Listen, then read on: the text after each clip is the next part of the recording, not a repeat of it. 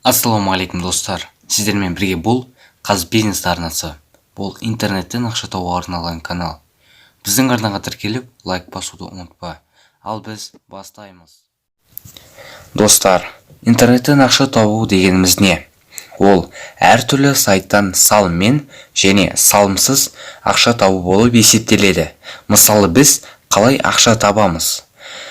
Мысалы, сіздер күнделікті орындап жүрген заданияларыңыз, яғни соцсеттерде орындап жүрген заданиялар, ол бокстар деп аталады. Ал басқа да хайп проекттер, ойын проекттері арқылы сіздер салыммен ақша табу, ол яғни осы хайп пен ойын проекттер деп аталады. Не себепті? Мысалы, сіздер ферма деген сияқты бір сайт көрсеңіздер, сол салыммен ақша табасыздар. Ал инвестиционный проект дегеніміз ол риск, яғни сіз ақшаңызды екі есе деуіңіз мүмкін, немесе ұтылуыңыз мүмкін. Интернетте осылай ақша табуыңызға болады, және де өз бизнесіңізде де аша аласыздар. Достар, бүгінгі шығарылым енді аяқталды.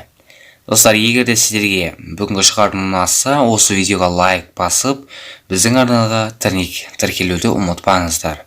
Ал біз келесі кездескенше жаңа сайттарды көрсетуге тырысамыз.